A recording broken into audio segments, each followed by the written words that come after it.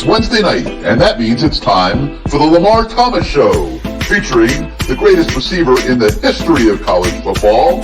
Just ask them, Lamar Thomas. I was born in Ocala, Florida. I moved to Gainesville to go to high school. Been recruited probably since the 9th grade, illegally, I might add, by the University of Florida. I still can remember Coach Solinger, Don Solinger, coming out to our practice one day. Here it is, this guy comes out in the University of Miami jacket, and I said, I can't believe that's Miami out here.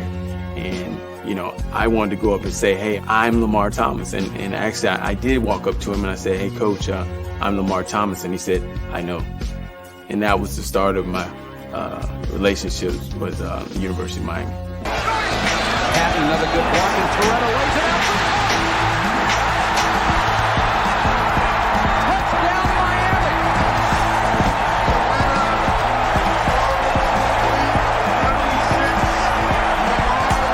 You come down here, you'll be on TV every weekend, dominating. I thought about it. I said, man, where do I sign?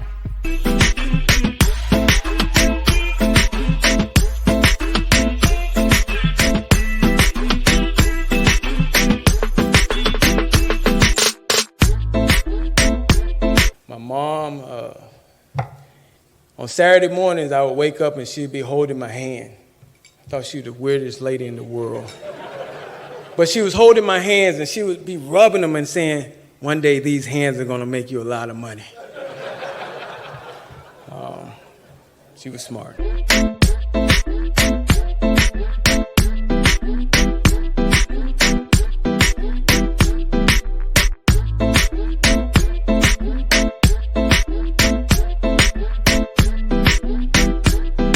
So now, here he is, the great one, along with co-host Gary Ferman of CaneSport.com, Lamar Thomas.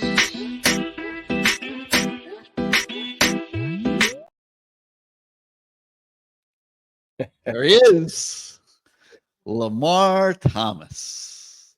Boy, do I have a loaded up arsenal of questions for you tonight, Mr. Assistant Head Coach of the Orlando, is it Predators or Renegades? Guardians. The Guardians. We got a lot of puzzles that we have to solve tonight, but first let's welcome everybody to the Wednesday night Lamar Thomas Show. Presented. Let's get these. Let's get our sponsors up there on the screen so that everybody can see who is supporting this show. Presented as always by Caneswear, where Lamar is tonight in the new Caneswear store at 2655 South University Drive in Davie. The largest cane store ever created. I mean, there's some other guys trying to beat it, but I don't know how that's going to go. But the new Caneswear at 2655 South University Drive in Davie is without question your go-to spot for Hurricanes gear right up the street from Hard Rock Stadium. We've got the law firm of Ratson and Faxidomo, where you can go get aggressive representation if you're ever in need. You don't ever want to be in need, of course, but these attorneys will fix you up if you need aggressive representation. Williamson Cadillac, where LT buys all his automobiles. We'll be talking more about them later in the show. And then, of course, the Florida Beach Bowl, the new game for historically black colleges that will be coming to Drive Pink Stadium this December. It's getting here pretty close. Are we going to get to, Endless Spadas, which feeds LT, of course. What kind of sandwich did they give you this week? Same old ham and cheese. Ham and cheese. With mayonnaise and mustard and lots of pickles and pepper, not the vegetable pepper, but the chili pepper, salt and the pepper. Yeah, Not the hot, just the salt and pepper type. Yeah, I know what you're talking about. Yeah, that sounds pretty good. But hey, are we going to get to talk about who's running the Florida Beach Bowl this week? Well, we were supposed to, but he got a little sick tonight, so we have to put it off to next week. So he's a little under the weather, so he was like, "Man, I sure wanted to come on, but." We'll give him one more week, and he'll be here. All right. Somebody told me Keith Tribble's involved. That's nice to hear. He is. Yeah. Keith Tribble is involved, and this thing is coming along very fast, and they're putting it together, and it's looking great so far. Yeah, it'll be interesting. All right, Lamar, let's dive into these Miami Hurricanes of ours. And all right, let's say for back-to-back weeks, okay, overtime victories. A win is a win is a win. Should we be in distress over this, or should we be feeling good about the fact that they are winning these close games? I feel good. I don't know about the rest of everybody, but I feel good because let me tell you something. For years, it hadn't been a good feeling walking out of that stadium. Okay, It's been losing, right? I've been losing, and I had to drown myself in drinking. And since I don't drink anymore, I'm excited about the fact that we're winning ball games, and you know what I mean. It's all good. I gotta call a timeout, coach. You don't drink anymore? Nah. Since I took a break. Ever since I got back from the XFL, which caused me to drink a little bit. I think I've lost like 28 pounds. I was like 228, and I'm like down to 195 now. And it has a lot to do with Orlando Franklin? Yes, I was going to bring that up. Tonight? Speaking of losing weight, I think he had my suit on. This guy looks yes. Yes. It looked like he stole one of the suits out of your closets. Yes, and he's going to come on the show at some point. He told me that he would. Yeah, yes. LT, so, I'm in the elevator with him. Okay, now like think back to Orlando Franklin, the offensive lineman. Yes, he's 300 pounds. He's hulked up. I mean, he says, "Hey Gary, Orlando Franklin." I'm like, Orlando who? He says, Orlando Franklin. You don't remember me? I'm like, he was doing that to a lot of people. I don't remember what happened to 2/3 of you. Like he is. You could never recognize him. Well, the only reason why I knew it was him because I follow him on social media and I followed his journey, and it's been amazing to see the way he looks now. I mean, he looks like a basketball player. So he's a tall basketball player, but what a journey that's been. So I said, Orlando, what happened? Like, where are you? Like, I don't see you. He's like, alcohol, man. He's like, I gave up. I gave up the alcohol, and I started eating right, and everything just kind of happened. Yeah. But he looks amazing. I mean, absolutely amazing. They put him on television now. He's on the ACC network doing games, and wow, it's so great to see former Hurricanes, finding ways to make it out in the world, man. It's a tough world we live in, and that's why we're doing this show to showcase them and give them a platform to tell their story and to see 100%. What they're doing now.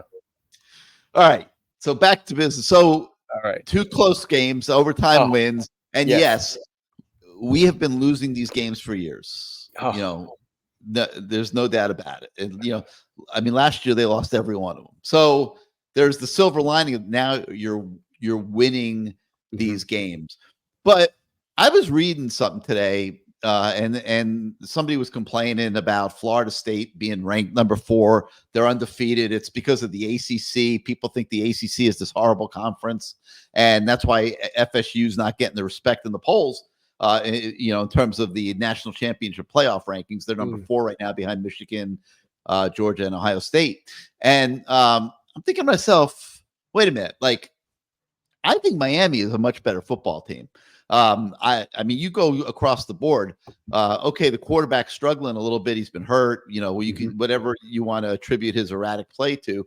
The running backs are better. The O-line is massively better. I think the receivers are better than they were in the past. We haven't seen the tight ends. That's a problem we'll talk about.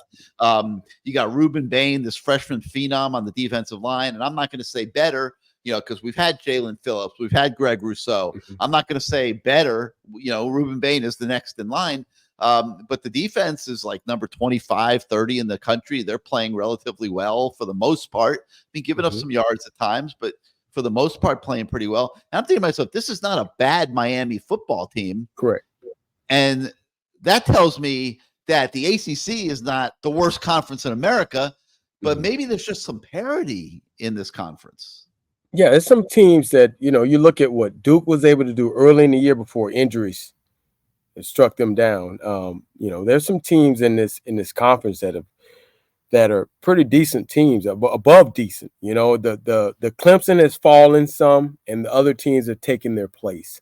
You know, when I look at the ACC, I don't see a 1-team or 2-team conference right now. I see there's some teams that could be. I mean, Florida State right now is the talk of the town. Let's be honest. But there's some teams that have given them a run for their money and made them struggle some, and shown that they are vulnerable. But those teams are good. You know, I'm liking what I see from these teams in the ACC. You know, when they talk about them not getting the respect, I think it's because of some of those close games. But we all know this from going undefeated. You ain't gonna blow everybody out. You know, there are gonna be some games where you're gonna have to learn to win. Mm-hmm. And regardless of what the score is like, you got a win is a win. You know, just like we would have taken the Georgia Tech win by one, whatever, we would have taken that win. And you know, in hindsight now, looking back, you know, that was a loss, and that was a terrible way to walk out of that stadium knowing that you had that game.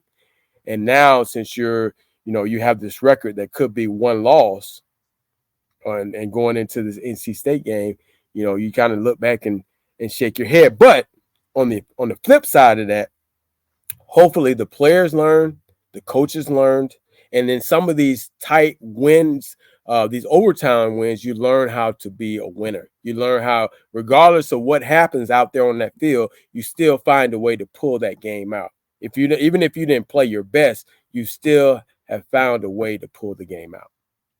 You know, the other thing I think goes overlooked is coaches. There's some pretty good coaching going on in the ACC, I think. I mean, I see, especially these defensive coordinators this year seem to be stepping up to me and coming up with game plans that are giving people problems. I mean, obviously a lot of focus is on the quarterback when things don't go well, but why is it not going well for the quarterback? It's because these defensive coordinators are messing him up. I won't use the F word. I almost did, but they are messing him up. Like, they are messing him up. Yeah. Okay. Going back to Middle Tennessee last year, which created the book on defending Tyler Van Dyke.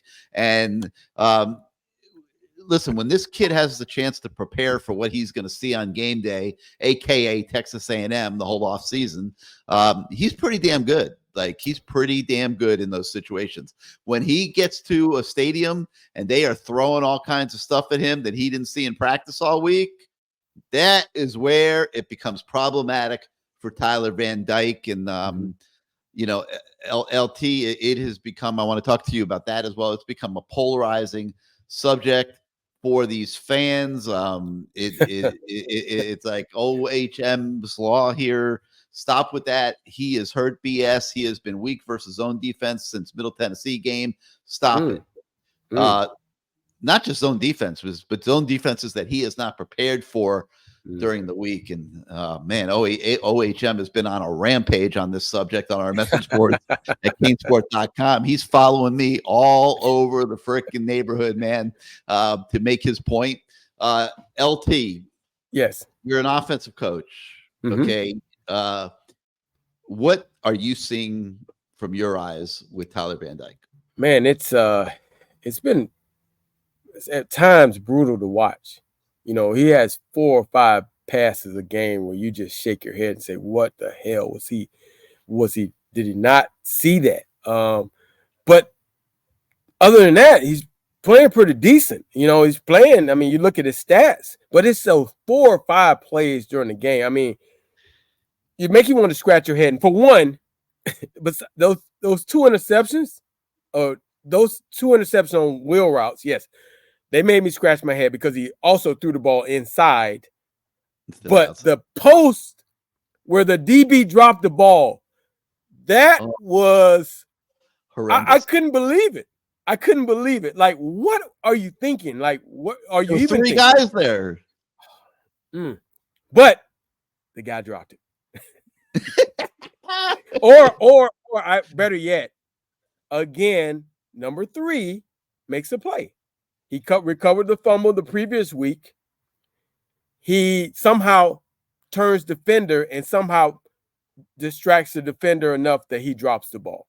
So I give him credit for that. George. So man, I couldn't believe that throw. So again, but it's those passes that make you scratch your head and say, why?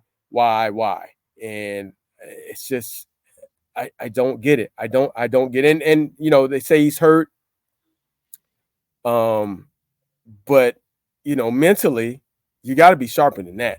You know, it's just those plays. But other than that, he's playing pretty good. All right. Yeah, he's grading pretty well. If you grade him over like 80 plays in a game, he's got those 5 bad ones, but the other 75 have been good enough to get him good grades. But all right, so people say, don't make excuses, you know, that he's hurt, whatever. Okay, 3 torn ligaments and fingers before the season. A hurt knee to some degree. Although I saw him on campus this week, he didn't seem to be limping. It seems like that's getting better. And some people say his shoulder might still be bothering him from last year. So wait, and I hate to say this, but I have to because I might be a little salty about that NIL deal. So, and a big load of money, cash in his pocket. More than anybody else on the team. Yeah. So, like, listen, and again, you played at every level of football. People get hurt. People play hurt.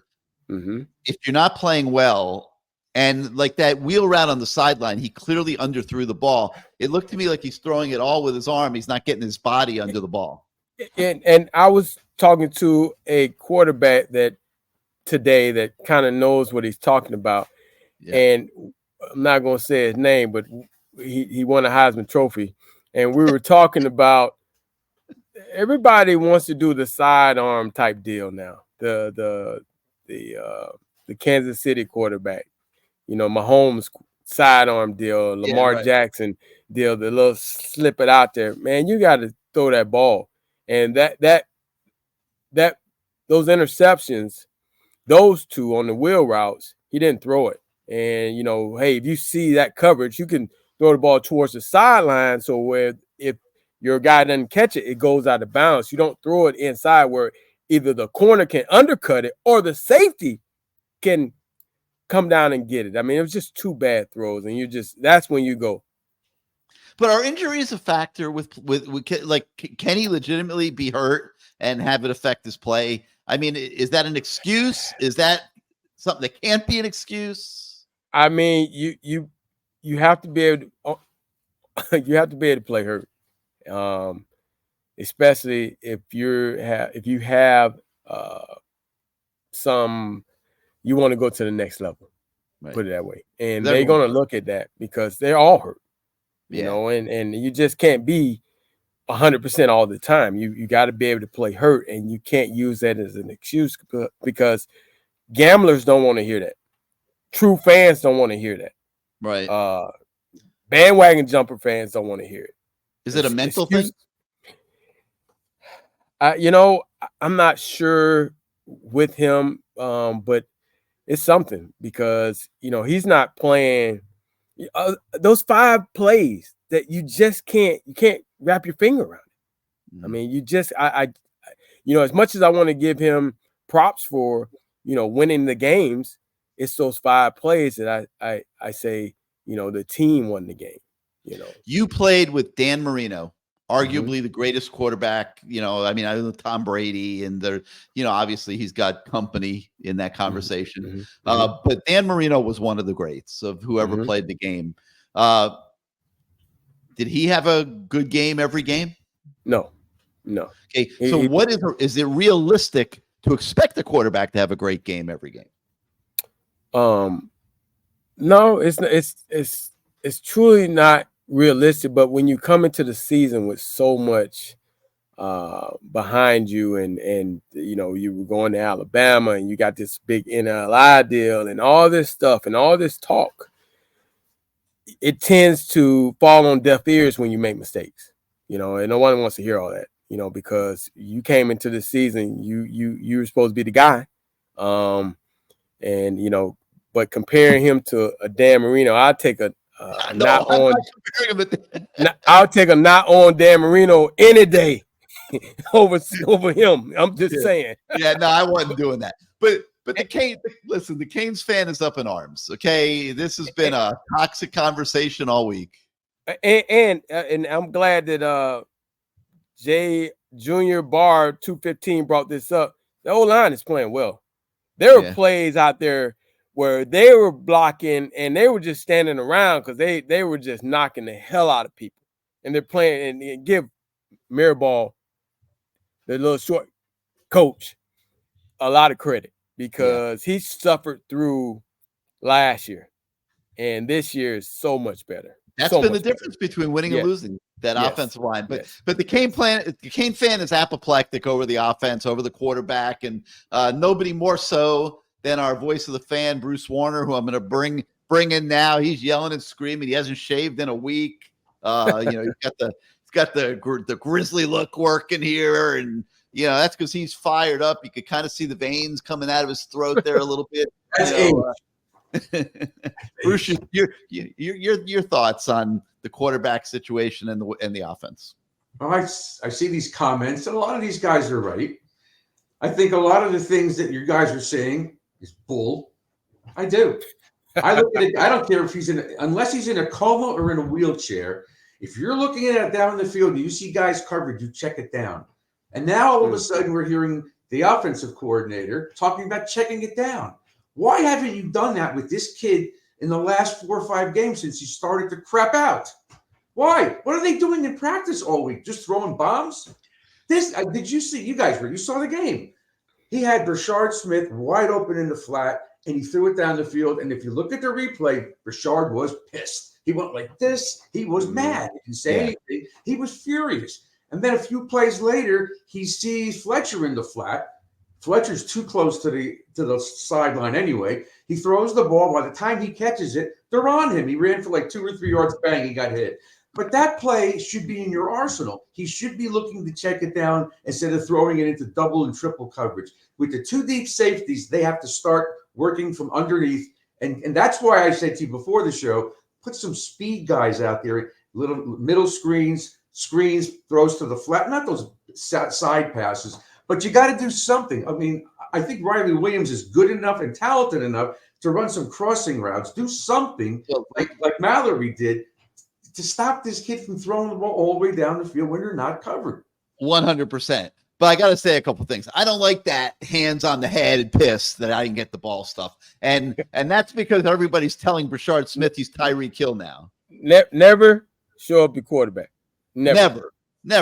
But he's got everybody telling him. I understand what you're saying. That's not right. He's got everybody telling him he's Tyreek Hill now because he made a good run. Oh, is that what they're saying? That's what they're saying. Yeah, I don't care who they are. You're sitting here yelling at me before the show. You're yelling at me before the show about a kid that's being redshirted this year, Christopher Johnson, that he's got to be out there. We're supposed to have 6 running backs eating on game day. We're supposed to have 6 receivers going crazy, running all over. You're telling me you wouldn't use Chris Johnson in the flat with his speed? They can't use Chris Johnson, Brashard Smith, Ray Joseph, and play the real running backs too. Please, either you or your wife send me your drugs you're taking. But let's bring Lamar out of retirement and throw him out there too. Jeez, I said one guy. You're throwing a whole freaking team out there. Hey, by the way, I'm just reading the comments. And I'm just reading the comments. And Dolphin Derek, I get what you're saying, but I also know what your son's a quarterback. So you're trying to just prepare yourself for what can happen later on down the road. And we are supposed to support the quarterbacks. But when they do have a solid, and I do think the kid is a solid backup. He might not know a lot, but I think he's shown that if you manage the game for him, he can go out there and maybe win a ball game for you. The good solid backup that's behind him. But I get you, Dolphin Derek. But I know your son's a quarterback and he's growing, and you're just trying to get ready because he's going to be in that situation at one point. And these fans are brutal. But that all comes with the position of being the team leader. All I'm saying is, look, the Tech game now is everybody's doing the same thing. So instead of us having to react to them, why can't we change this up and make them react to us? Change it up. What are you doing all week? They came out flat again. Reminded me of Manny Diaz. What's going on with this team? Well, I'll tell you, Coach LT, Don't Coach bring up LT, men. I got another one for you. Okay. So all this yelling and screaming about the quarterback is masquerading something that Bruce either intentionally or non-intentionally just made a great point about. That is, okay. Hey, give me some credit, for goodness sake. Known me for 40 years. Well, because I'm watching the same thing. Okay. I'm watching 7 guys at least dropping 20 yards down the field, taking everything away down the field. Okay. And I'm watching Broussard Smith out there by himself on one flat, and I can't remember who it was on the other, but there were 2 guys open on one of those plays. Yes. Where is the yelling and screaming? And I don't even know who they have up in the box because all the position coaches are on the field. Yeah. But somebody needs to be screaming to Shannon Dawson. Shannon, they're not even covering our flats. I'll do like, it. Right.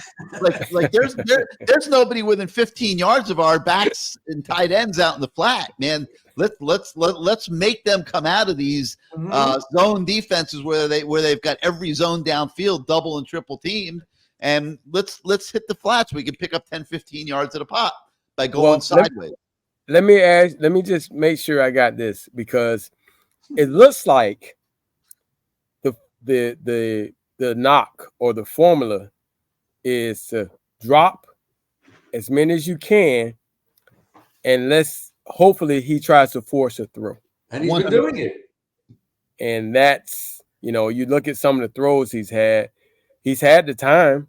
It's not like this pressure, but he's just forced it. So there is a lot of truth to Bruce, and there is some truth to Gary. So I'm going to be in between here. I mean, it's one thing to say, hey, he's forcing the ball down the field, but I've considered this joint blame because somebody has to be telling him, don't force the ball down the middle of the field. They're dropping back. Let's go to the flats for a while and get them out of that. But I like what Caesar said. This would have been a great year for tight ends. Of course. It would have been. Hey, Gary, you remember we played App State up there, and we came out, and they were stacking that box in like the first 10 plays, other than the run for a touchdown on the first play.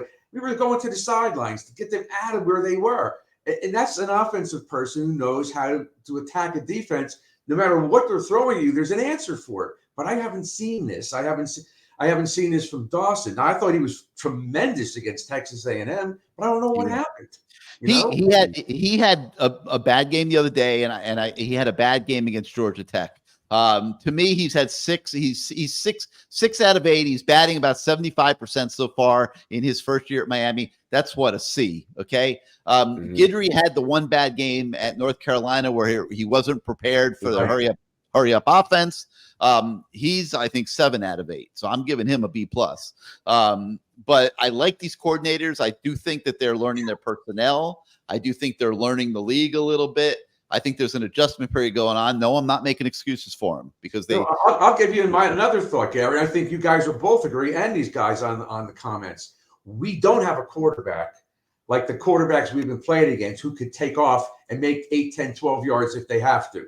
No. We have enough guys to give the ball to. Like, I understand that, but he can't create something out of nothing like these other. No. This kid, I never even heard of this. What? He could dump it to these other guys. Yes, but I'm saying the quarterback last week made some great plays with his feet, and we don't have that. He's hurt. He's not going anywhere. So I think that's a problem. We just can't correct it. We don't have the right guy back there. KLT. Now we're going to NC State Saturday, a game they have to have. You got to have this one, right? Yep. I mean, you got to have it. You want momentum going to Florida State. You want to get the locomotive back on the tracks. You're on game 9. You're supposed to be getting better as the season goes forward. I don't think this team right now is better than it was against Texas A&M. If we're being honest, we're coming off these 2 straight overtime games. They were not better than they were against Texas A&M. You're supposed to be getting better. You want to be better. This is the time that it has to start showing this weekend. Do you have a quick hook if he's not playing well in the first quarter? Or do you have to stick with him and go?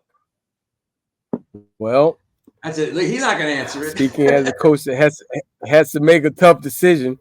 I mean,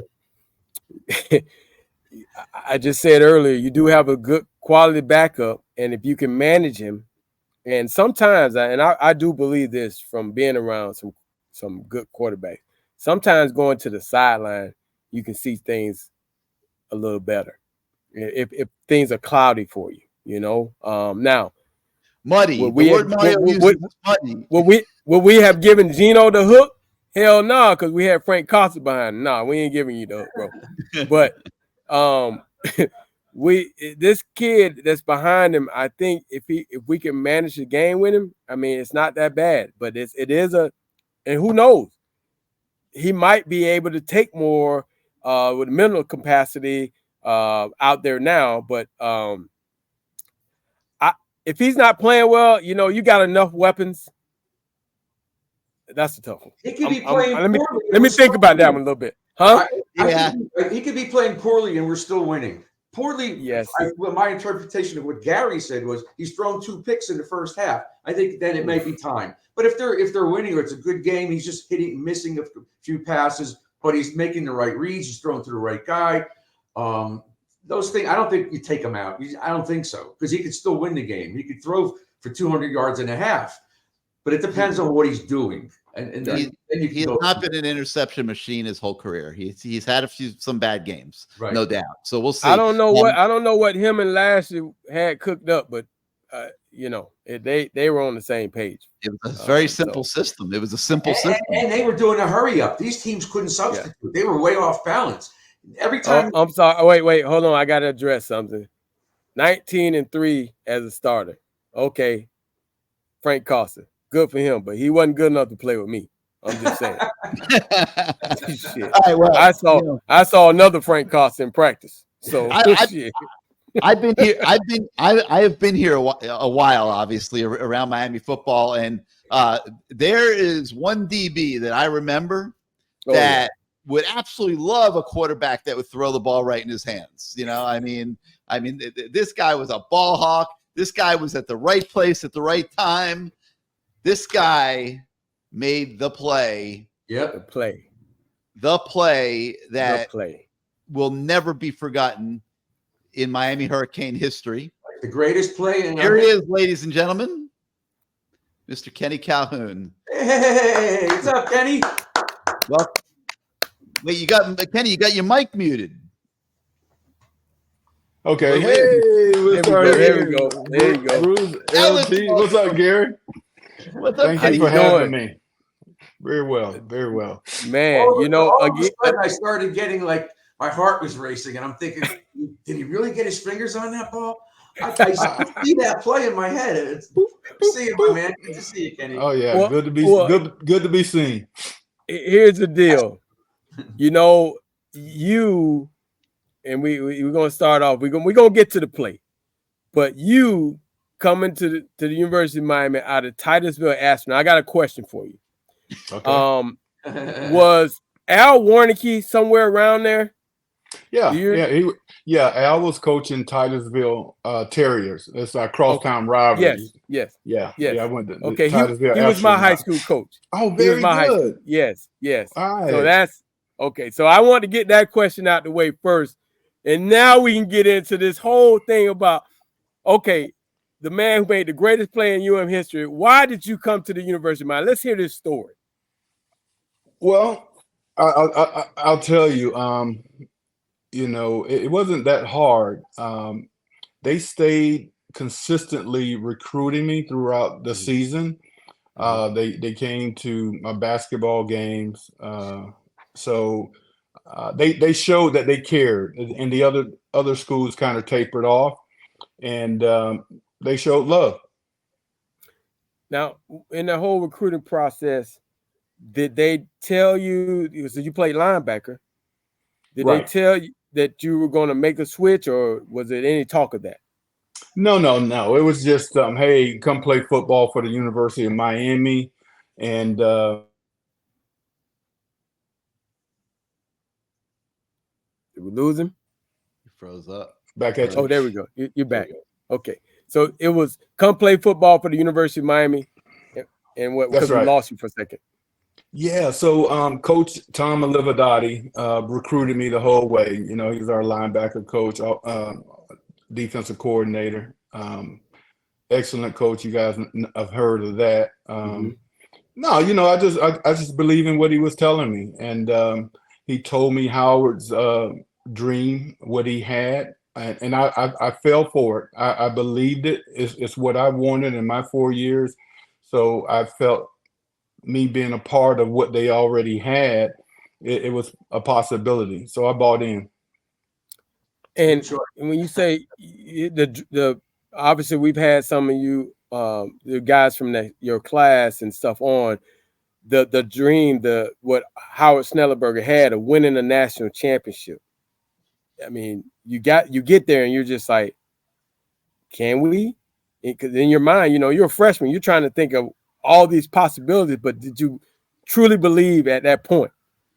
Well, yeah, I believe the whole time, so you didn't really have time to think when I got there in August. It took me about 30 days to become a man with the program that we had down there, the practices. Three a days? Yes. Yeah, that's a true story. And I know. And truthfully, that helped us in the fourth quarter defensively. We only allowed 10 points in the fourth quarter all year. So we did well. We shut the teams down. And you became a 2-year starter there at the University of Miami. 3 year. I don't want to take nothing from you. No. 3-year starter at the University of Miami. And you saw the rise of the program. I mean, what do you think, besides Howard's vision, what do you think that really made that you guys really truly believe? Was it the team, the guys you were bringing in, the being together? I mean, all these factors.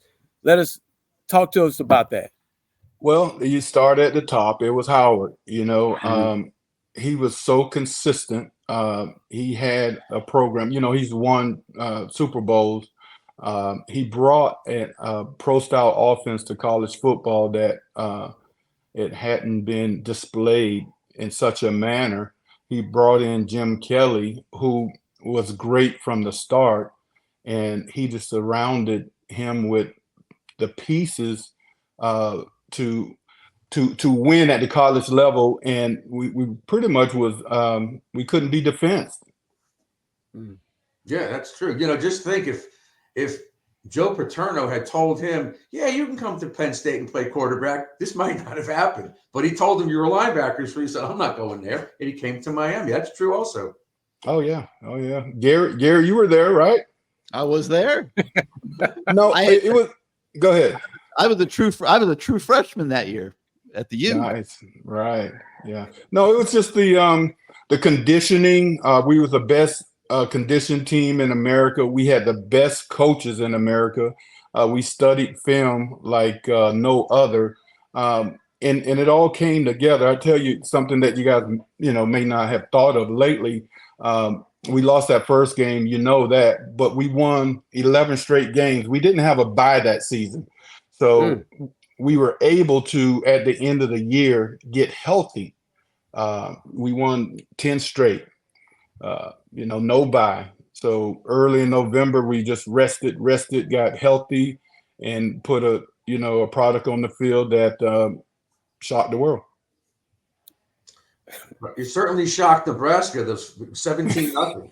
You certainly shocked them, and they were supposed to be the greatest team in the history of college football. That's what they said at the time. But, I know Lamar wants to get to that play. I kind of want to know how you prepped for that play and what you saw. What was your reads on that play to get to the – we all know you tipped the ball.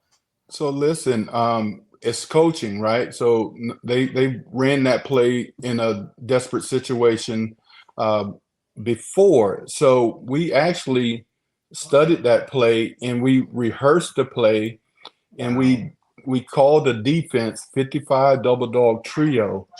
And what that means is, linebackers is a double dog. They blitzing. 55, that's the front.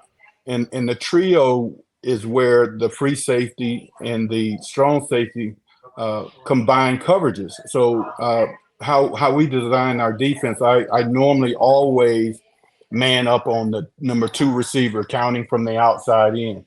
So that was Irvin Fryer because he was the slot back. So I played him most of the game. In that particular formation, they would run Irvin Fryer to the safety and Jeff Smith out to the flat. So we actually practiced that play and knew in a situation like that they would run it.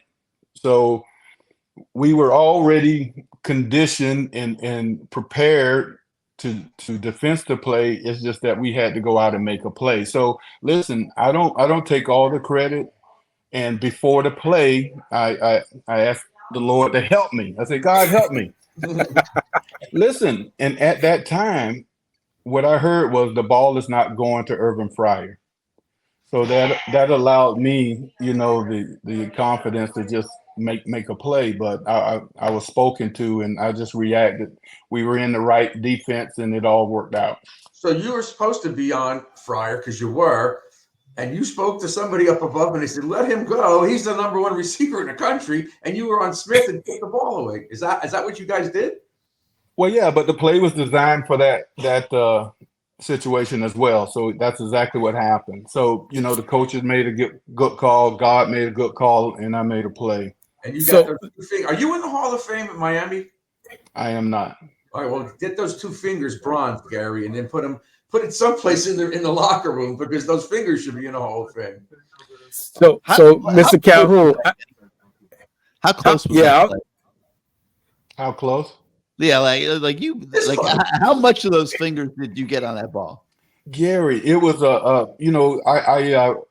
I measured by the pressure. When the ball hit my two fingers, I had 5 pounds of pressure from the ball, so it was a lot of pressure. So I knew I changed the trajectory of the ball based on the pressure of the ball hitting my fingers. It was a solid 2-finger hit. Wow. So as a coach, I because I was told this a long time ago, the night before the game, you visualize your assignments and adjustments so that when Saturday comes, it's going to happen just like that. You're gonna that game-winning touchdown, or that play where the quarterback throws up, you're gonna jump up and catch it, or being a defensive back, you see the formation, go, oh no, oh, I can't believe they're about to do this. Oh no, I studied this. You saying that you knew what it was, but you asked at that time, at that moment, God, I need him help right here. That's right. I need him help. Needed the help. Yeah. And so it was. Listen, you take nothing from Nebraska. I truly believe that they were. They were a great team, and one of the best teams in years. I was physically beat up that game.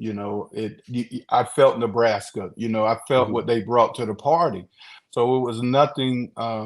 It's just that we were so conditioned, and as the day went on, the teams lost ahead of us, and it just cleared the path for 1-5 to be great. We did what we needed to do and win. But it was all orchestrated by Howard. He already conditioned our minds to be at that game, to be in that position to do what we did. So it was a preconditioning for a couple of years. I've always wanted to ask the older players that were there before me this question, because we felt some kind of way about teams like Nebraska and everybody else who had better stuff than us. And I'm talking about better facilities, better jerseys, better combination, better helmets, all kind of stuff, because we felt like, okay, we're going to kick your behind because we ain't got nothing. And we just here to play. We here to kick your butt. And you got all this crap. Did y'all feel that way? Because if I know when I was there, it was not the best. It had to be not the best one in the beginning. No. So listen, we had the raw materials. Coach Ray Ganong, he was an awesome strength coach. We worked high intensity. We got that from Penn State. Just where, muscle failure. It was, a fantastic workout program. So we didn't really have the time to think about the facilities because they had us conditioning and lifting weights. So our mindset was just to grind. You know, it wasn't about the facilities. It was about to go on the field, make plays, and win. You know, Kenny, just real quickly, you just told us that you were prepared for that last play because you had seen it on film. Did you guys prepare for that fumble Ruski? And if you did, it worked. No, man, we didn't see that one. Hey, but listen. What Howard said is, we're gonna kick their ass. They had to resort to that to score. We got them. That's a difficult comment because Oklahoma did it to Miami in '87 for the '88 when they beat Oklahoma. That means they're desperate. That's right. That means they're desperate. That's right. Right. Yeah. It worked, but it made us feel good. I mean, you know. Yeah. You know, I mean, hey, Tom Osborne is a great coach. You know, don't take nothing from the Wizard. You know. Right. Correct. Yeah, he you know, it's other great coaches out there, and he got a right to be great. He's won at that time. They won 22 straight games before we beat them. Were you shocked, or the coaches shocked that they went for the 2 instead of just the tie? They would have won the title. They would have probably been a national champion. No, you weren't shocked at all? No, not at all. We didn't expect them to kick the ball. You know why? Because we were the Cinderella team. No one expected Cinderella to beat Nebraska. Yep. So you kind of feel like, you know, I'm talking about Tom. Like, yeah, man, that's Cinderella. We're supposed to beat them. You know, so you kind of lose sight of, you know, what's at stake maybe, and there's nothing wrong with going for the win. I would always pretty much go for the win. You know, so you got to applaud them for doing that. Once in a lifetime. Yeah. Who wants to back into a national title? Come on, man. You got to win today. I don't know. Maybe they felt a tie with a team that was like a 15 to 17 point underdog. I don't know who else was next. It was Auburn. They were number 3, but they won lacklusterly, like 12-7 or something like that. Right. I'll applaud Tom till the bitter end, man. I mean, that was the way you want to try to win a national title. Yep, absolutely. So before I talk about what happened after the play, I want to go back to this. What are the schools that you visit? What other schools were interested? And did you go on any other visits? Well, yeah, you know, Florida was in the picture. I went to camps there, Florida State. That's pretty much it in state, you know. I had, you know, letters from everywhere, but, you know, really my heart was going to the Gators. But, you know, like I said, they pulled off on the recruiting. Had talks with my coach to see, hey, what's my best avenue? And he said, hey, go to Miami. So that's what happened. Was Chris Collinsworth? What school did he go to in Titusville? He was there. He was a quarterback at Astronaut. Wilbur Marshall. Okay. I played with Wilbur too. We were teammates. Wow, that was and so you had all that Florida connection going on right there. Yeah, that's what it was. The coach went to Florida, but his wife went to Miami. The head coach, Judy Donnelly, Jay Donnelly. You know, if you heard that name, he was a great high school coach. Oh wow. Okay. So now it makes it, you know, because I always wondered why, with like Wilbur being over there and Chris, you came south. You know, because I know it kind of like mine. It's a tough decision. Florida has a lot of weight in this state, and even back then they had more weight. I think. Pell was the coach, right? Yep. Give him Hell Pell. Yes. Give him Hell Pell and give you a car and all that other stuff. But anyway, we're gonna. Oh yeah. So the fact that you were able to come down to Miami and win a national championship and be the star of the game, what was that like when you laid your head on that pillow that night? Truth be told, that's it. That's it. Truth be told, that's it, Bruce. It didn't happen. We were up, man. We were up. We didn't sleep after that. And look, you had freshman Gary out there too. He probably was somewhere running around, starting his whole interview process. Hey, what does it feel like? Oh yeah, no man, it was a great feeling. I was a senior by then. Oh, you're a senior, okay. Yeah. So it was a great feeling. I mean, did you guys stay on campus, party on campus, or off campus? Yeah, so we pretty much stayed on campus. It wasn't a done deal as far as the national championship Right. at that time. The polls had to vote, and so we learned like a couple of days later that they voted us in, and that's when we were able to really celebrate.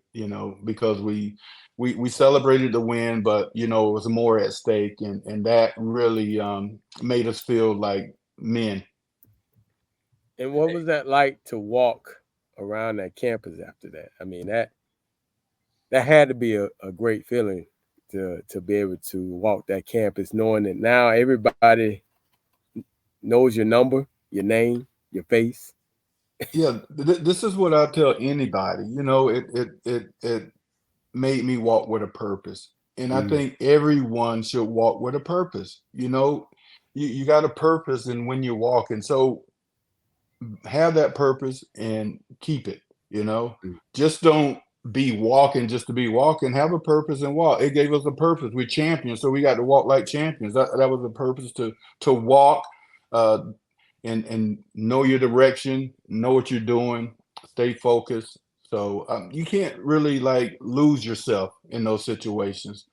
So it was a lot of fun with the students, recognizing us, and this being, it was a city type of win. The city was behind us. I mean, it was more of a city. I mean, that Orange Bowl, and it was a home game for us, even though we were the away team. The fans, the city, I mean, all season they were just behind us. So we had to walk in a manner like champions before we were champions. So the walk never stopped, and I'm still walking like a champion. Well, you should be. Because 40 years later, we're still talking about it. You look great, my friend. Champion, Kenny. I've never seen you not walk like a champion. Man, shoot, yeah, that was the purpose of me being there. Yeah.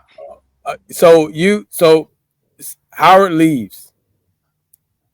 I mean, so that whole announcement, when Howard goes on, how do you think that the core of the guys? I mean, how did that it looked like it? I wasn't there, but just watching the 30 for 30, it looks like it just hurt. Oh man, yeah, man, yeah. It was business. How about that? Yeah, it was the business part of it, and you have to respect that. But man, it was crushing, and it's something that you just have to deal with. So listen, you got to just hold on to as long as you can, but nothing is forever. So we had a great situation there. He fulfilled his promise.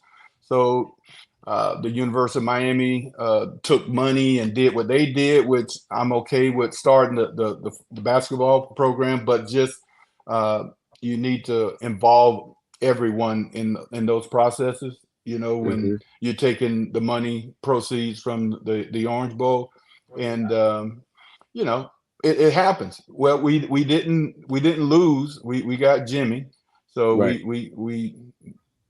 we were successful with Jimmy. We won with Jimmy. So, but it hurt with Howard leaving. It's like a father figure, great coach. It was tough, man. It hurts. And all four of us know that he took it to his grave. That was a decision he regrets. Right. It's great. He's a great Cane. He did a lot of great things at FAU, but got that program started. Right. We took it to his grave. And we all know it, which makes everybody feel a lot better about that he said, I made a mistake, than if he didn't say it at all. I wanted the money. It was, I guess, an opportunity for him and his wife. You can't turn it back on that. You just can't. But you know what? It hurt him eventually. Oh, yeah. Right. He saw the success. So, I'm sure he still wanted to be a part of it. Something that he started it, and it was built upon. So he should be very pleased with his efforts. Yeah, I'm wondering how many of you guys that played for him were recruited by him at those years were saying to yourselves or together, is he nuts? We're going to win a national championship in 5 years. This guy's crazy. Did anybody talk like that? Because when I heard that story, I think, oh my God, from what? From where they were in 79 and 80, they're going to win it in 5 years. But, Gary was around. He was there. Yeah. So the thing, he coached with Bear, he played with Bear Bryant. So what they try to do in coaching early on is run 15 to 20% of the football players away. So as far as the conditioning, they make it tough. They want to run those individuals that are not going to be around in the fourth Mentally quarter out of tough. right. So he had the core. He had the core, and the fly by nights away. They left him in. Lose him again. He'll come back. There we go. Yeah. So He had the pedigree. Yeah. That's what makes it easier to believe a guy like that. Which is what I said all along when they brought over Manny Diaz. No offense to him, but what did he have in his resume that shows he's a leader? He's a winner. Well, Mario's here now. He's won titles. He knows what he's doing. And so, yeah, you could believe a guy like that. Oh yeah. Look where he was. Super Bowls. He coached with Shula too. So he's Bear Bryant and Shula. You can't go wrong. Yeah, so listen, if you're a champion, man, all you need is an opportunity to perform. So, he brought a bunch of champions in there, and he conditioned us, and he gave us the confidence and called the plays, put us in position to make plays, and we won easily, kind of. Yeah. Kenny, 1984 was rough. Yeah. The year after after the championship, the coaches weren't on the same page. Like so many things went wrong. Yeah. If Howard had stayed, what would that 1984 team have been like? Listen, we would have been better because we would still had the consistency. We had Howard believed in 3 C's: courage, commitment, and continuity. So we lost a little continuity there, and that affected the flow. You guys know it only takes 1 or 2 players, and that'll take you out of championship status. So when you lose half your coaching staff and you got others coming in learning the system, it's a transitional thing. And unless you're like Barry, was that Barry? Yeah, Barry Switzer, right, with the Cowboys. Yes. Yeah. If you like him and you inherit the team that Jimmy had, it's kind of easy. I'll say that for Coker as well. When you get what you get and you have it, you don't have to do much coaching. But that was tough. That was tough losing Howard and bringing the old coaches in, and 84 was a tough year. It was Flutie, and Frank Wright and Maryland. Yeah, we had success though. We beat Auburn in New York, and we beat Florida in Tampa, which was the first nighttime game for ESPN. And that had to feel good, right? Because your guys. I mean, you go to Miami and win a championship, and you get to face Florida, the team where you probably thought at one point you were going. Yes. And so that had to feel good, regardless of whatever happened, and to beat Florida. Anytime you beat Florida, back then, it was good because it gave you bragging rights in the state. Oh yeah, you alluded to it. They got the best athletes, blue chips, back then, and it was a barometer. If you were able to win against Florida, and we thought we could win every year, and I've won 2 times against them. It's a great feeling. A lot of my high school friends, and we they went to Florida. And it's always good to be able to say, yeah, we kick your butt. We state champs, that's a great feeling. You just want to beat Florida all the time, every time. And national champ, and national champ, because I don't think back then they got one. So That's good. We were the first team, Division I in the state of Florida to do that. You know, Yeah. FAMU won a couple before us, but Yes. Miami were always trendsetters. I think you guys were first, second, and third. There you go, right? I don't know when Florida State or Florida won. Maybe even 91 for all I know. You're right. That might be right. Bruce. You might be right. Yeah. So you go on to work for the sheriff department. Right? I gotta ask you this: did anybody ever realize who you were? Yeah. You know, in the working for the sheriff's office, you get known. So yeah, I was known. Are you talking about his fellow officers? Or are you talking about criminals? No, I'm talking about the criminals. Yeah, the criminals. I know you. Yeah, the criminals. Did they recognize you? Man, I got arrested by Kenny Calhoun.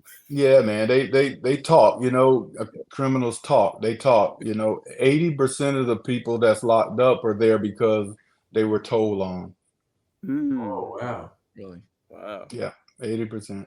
They got told on. They snitches out there. Did you ever shoot a gun in live action? No, I never shot live at a person, but yes, I've shot multiple weapons lots of times. But not in action. Because if Stephen McGuire was an officer in New York, he told me he never shot his gun in all. Steve McGuire spent too much time at the donut shop. He was that's greedy Steve. He ain't trying. I can see him pulling somebody over and go, "Oh man, you go about your way, man. I gotta get home." So listen, in law enforcement, you got a force, fourth continuum. You don't want to go to your weapon right away. You want to have a talk game. First is your presence, just being there present. Then you want to talk. Then you have your intermediate weapons, and you want to engage in all of those before you go to deadly force. So, you got a couple plays before you pull out the chopper. Sure. Ain't no coming back when you pull the chopper out. No. Well, you know what? So I was reading where it says that you're a founder of a CEO of the Miami Hero Team. Can you tell us about that? Yeah, that's pretty much, man, just reaching out, giving back to, troubled youth, high school athletes, just being a voice to talk to men and women about, life and the journeys and the challenges. Lose him again? He's locked up for a second. It's been coming back. All right.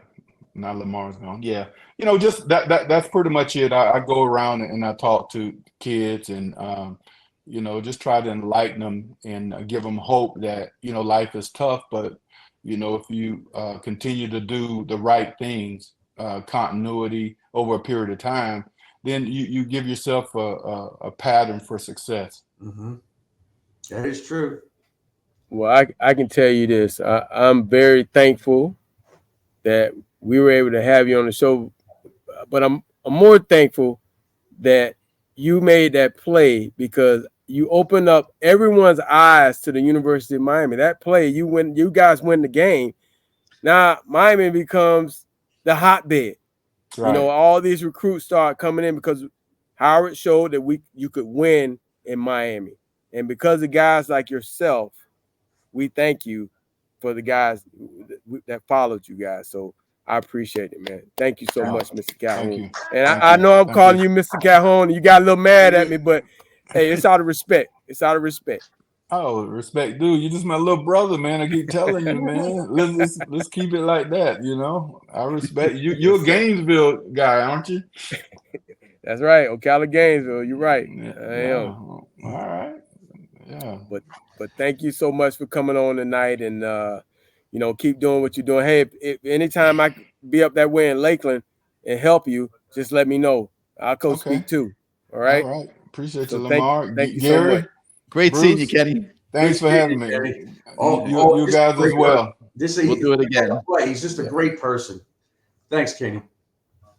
What a good guy. Great guy.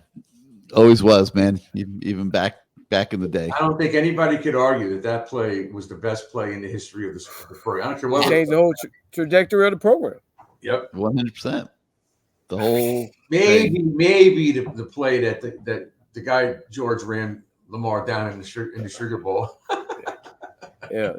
Oh yeah, Lamar was in such a good mood. Hey, look, if I'm him back in the day, and he seems like a very humble man, but I would have had me a shirt say like tip drill or something on it. You know what I mean? I'd have wore around campus. 2 fingers. Yeah, they would have known. They would have known about that one for a while. Lamar, you wouldn't have been on the campus shredded. You would have been all over the city. All right, LT, let's take care of some business here and talk about our great sponsors on the Lamar Thomas Show. Let's start out by taking a look at the new CaneSwear. Welcome to CaneSport. New store, new items, same great experience. Family owned and operated since 2010, CaneSport has the latest merchandise from the Miami Hurricanes, Miami Dolphins, Florida Panthers, Inter Miami CF, and more. Come visit us at our store in Davie on University Drive, just south of 595, or online at caneswear.com. CaneSport, the spot Miami fans shop. All right, LT, CaneSwear, man. God, what more can we say? It's the largest Canes store that's ever been created, no matter what you need. I mean, you see it there in the background with Lamar. You see it behind me tonight. T-shirts, jerseys, polos, hoodies, hats, flags, decals, magnets, clothes for men, women, kids, babies. They'll even dress up your pet at CaneSwear if you want them to. You need tailgating supplies. They'll give you tables, chairs for your tailgating needs. They have Dolphins, Panthers, Inter Miami stuff. No matter what you need, no matter what you want, you can get it at CaneSwear at their new location at 2655 South University Drive in Davie. That's 2655 South University Drive in Davie. It's right next to La Spada's sub shop that feeds Lamar that ham and cheese sub. We got to make sure we talk about La Spada's there. Keeps LT well fueled here for the Lamar Thomas Show on Wednesday nights. CaneSwear is always open at caneswear.com as well. So get to that store, 2655 South University Drive in Davie, or go to caneswear.com for all your merchandise needs. And LT, we also got to talk about the Florida Beach Bowl coming to Drive Pink Stadium in December. Tell us about Drive Pink. Tell us about the Florida Beach Bowl at Drive Pink.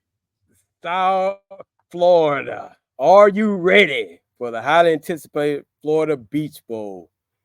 Scheduled December 13th, 2023 at 7:30 at Drive Pink Stadium in the city of Fort Lauderdale. This inaugural event features and showcases the historically Black colleges and universities, HBCUs, from the SIAC and the CIAA football programs, battling it out on the sun-drenched shores of South Florida.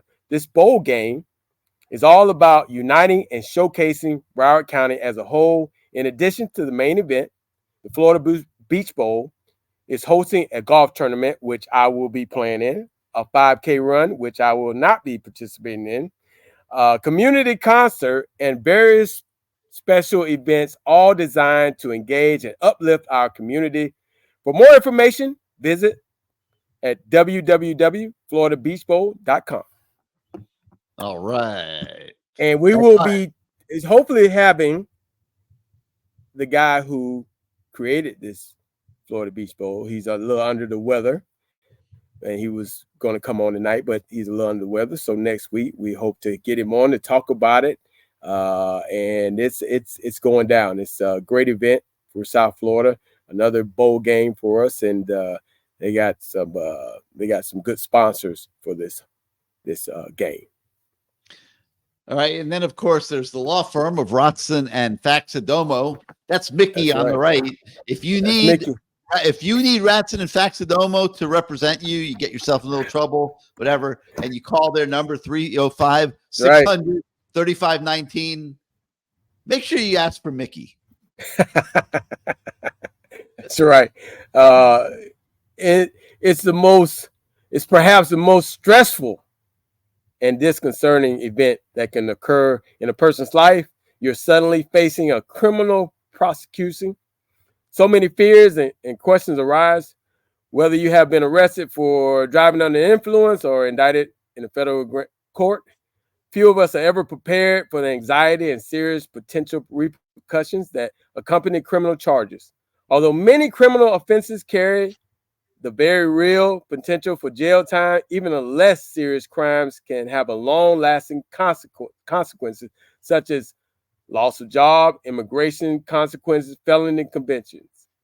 At Ratson and Fascidomo, they are result-oriented defense firm with a focus on specialized client attention. Mickey and Jude are both well-respected and experienced aggressive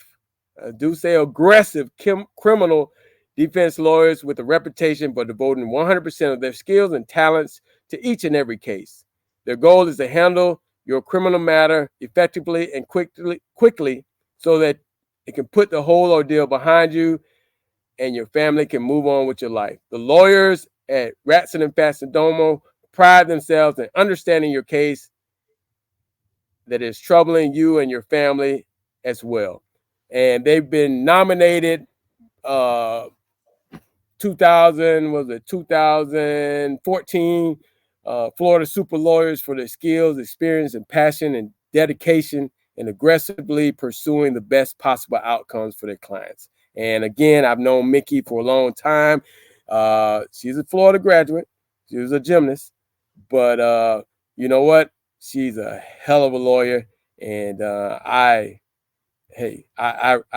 respect her, and I would recommend her anytime. And this law firm, she does actually, they do a lot of work with college students. So if you have a young college student down here in Miami that gets in some problems, you can always call them. They'll work for you and do a great job.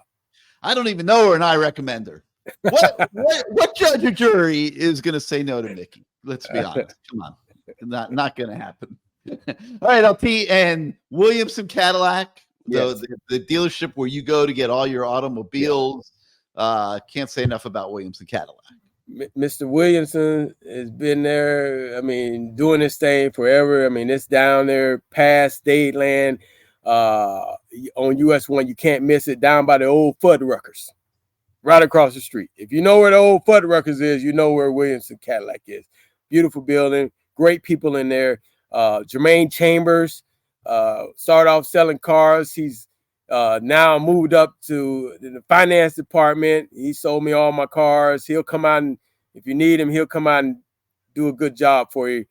He's down there. It's just like a family. And they actually, the coaches lease their cars from him. So it's definitely in our family. So go down there and check him out. Tell him I sent you. Ask for Jermaine. He'll point you in the right if he's not busy, because he's crunching numbers now. He's crunching numbers. That's amazing. Hey, look at this. LT. Yes. See it. I got this about a week ago. This is it's like a hoodie that you had last week. It's got the hood on. Yes. It's yes. Really nice. It's really, nice. really nice. I don't know if Lightweight? Is it lightweight? It's lightweight too, and it's long sleeves. So we're starting to get into this. I got Mark Caesar. I got him a black one, and I got this one. But there's stuff behind you. It's turn your head to your right on that wall. Awesome, baby. You guys got to go down there and get that. It's beautiful. So, we had Kenny Calhoun on, and he's a player that you remember. That play is etched in any Canes fan's memory. You never forget that play. I mean, obviously set up everything the University of Miami did in football. And, through the years, there have been other players that stand out for different reasons. And there's one, and I'm watching Matt Lee play center this year. And I swear, with the first time I watched Matt Lee, he reminded me of our next guest on the show, who in my 43 plus years around the program stands out literally as maybe the guy that played the hardest, the guy that brought it like there's no tomorrow, the guy that forever should be the measurement of a Miami Hurricane, and particularly a Miami Hurricane offensive lineman. And he's going to join us right now. And that is Casey Jones. Boy, I don't remember seeing the gray in the beard. I'll tell you that. Wisdom. Wisdom, guys. Every day more wisdom. Hey, Casey, I owe you a drink, buddy. Well, I'll see you guys in a couple weeks when I come back to Louisville. That's right, the Louisville game. Okay. Has that announcement been made yet, Lamar? No, it has not been made yet. But It's crazy. I got to. Big secret. They don't do anything right at the U. I mean, how do you even holding it down? I mean, like, what are we doing here? What are we doing? I don't get it either. But I'll be seeing you guys in a few weeks, and Bruce, you'll be able to. I'll buy you a drink. Buy me a drink. I appreciate it.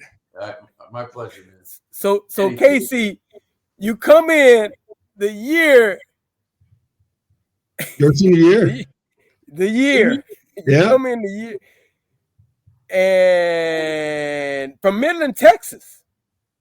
How the hell? I mean, what about Miami?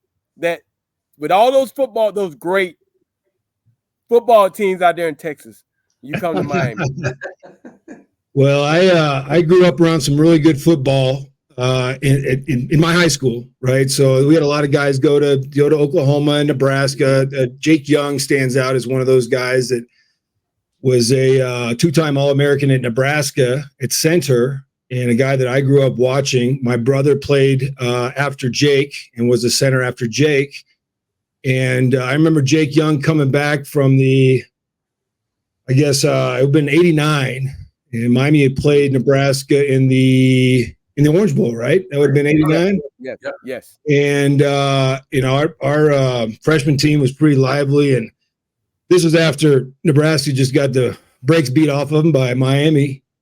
And my boy Chico stands up and said, "What happened against Miami?" And Jake just kind of like grits his teeth, and he said, "Too big, too strong, too fast." And that stood out to me forever, man. That was my first introduction to Canes football, where this guy that I had idolized from, the time I was, probably 5th grade, 6th grade, learned how to play football. This is the baddest dude I've ever met. And he went up against Miami, and he didn't have an answer for him, right? And that really stood out to me, man. That really stood out to me, and I always remember that. So I started watching him on TV. Mm-hmm. And then another standout another guy that from Texas that went to the University of Miami, Jesse Armstead. Mm-hmm. He was he was the number 1 recruit in the country that year, right? Everybody was trying to get him. And he ended up going to Miami, but my coaching staff, the high school coaching staff that year, coached him in the high school all-star game. And I went and watched that game in Texas Stadium, Cowboy Stadium, and Jesse Armstead made 50 tackles in the first half. Right?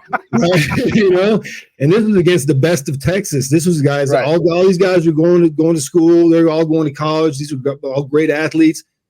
And Jesse Armstead made them all look like kids.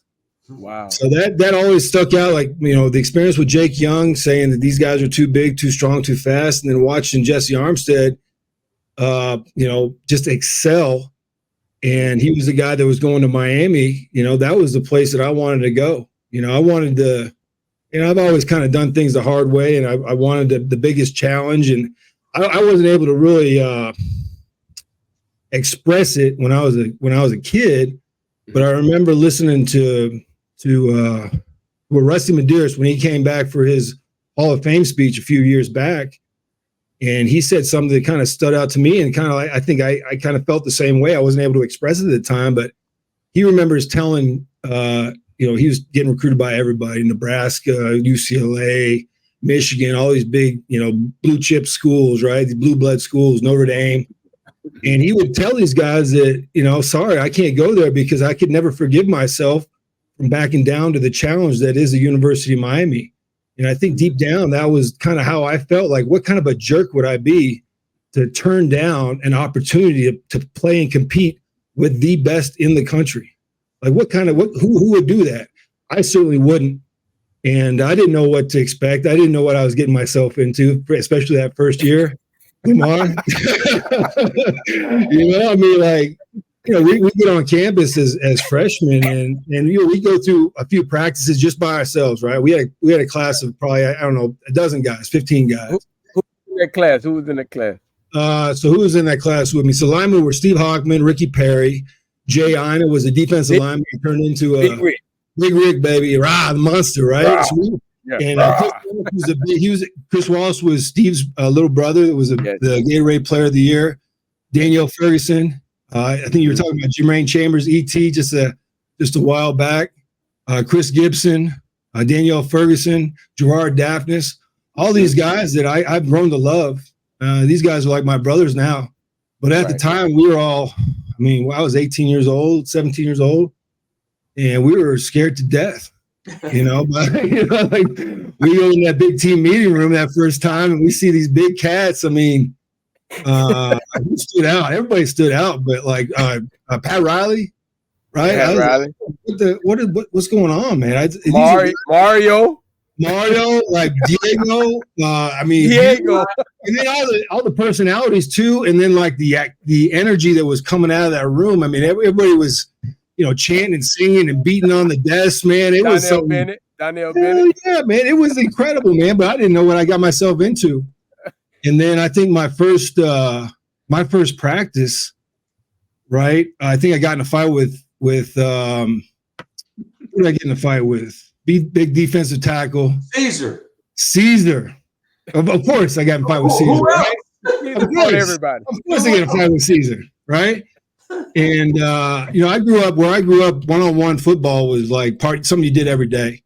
Right. We ran a wishbone in high school. And so we'd line up boards. And then that was like something that was a part of our practice from when I was in second grade on. Right. So we knew we had to handle ourselves one-on-one. And we're doing, I wasn't doing it from a 4-point stance anymore in Miami. I was doing it from the shotgun, Dennis Erickson's spread offense. But all those fundamentals are the same. Right. Getting your hands inside, dipping your hips, learn how to control your body, stand behind a hump move. Right. And I felt like if I got my hands on somebody, I was going to win. And I got my hands on Mark Caesar. He didn't like it. And for some reason, I kind of like gave him a little extra afterwards. And he didn't like that, man. He stood up and he delivered a karate kick to my inner thigh. Thank goodness. He wasn't a little higher, man. We wouldn't be having this conversation right now. But and then it was a brawl. Like it was a melee between the offensive line and defensive line, and to the point where they had to separate us for the next practice. That was the first practice, right? That was my introduction to Hurricane football, and it kind of set the tone for my entire career. Being ready to fight every day, rising up to the challenge, and competing on a daily basis. And so you asked me I think all of those things combined were the reasons that I wanted to go to the University of Miami. I wanted to play with the best in the country. I wanted to test my skills against the best. And then I wanted a challenge that was going to develop me as a football player. And I saw these guys go from my high school and from my area. They went and played similar football at Texas or Oklahoma or Nebraska. I looked at Miami, that 1991 team, man, you guys whooped Nebraska. That was one of the best Nebraska teams that they had. And that's Tom Osborne football. That's football I grew up with. And I wasn't satisfied with the status quo. We did it with a terrible center, Kelvin Harris. There's just guards in waiting, dude. There's no terrible centers. There's just guys that they just moved over to guard. It's all good. That guy was awful. He was awful. Snasty's my man. I love Snasty.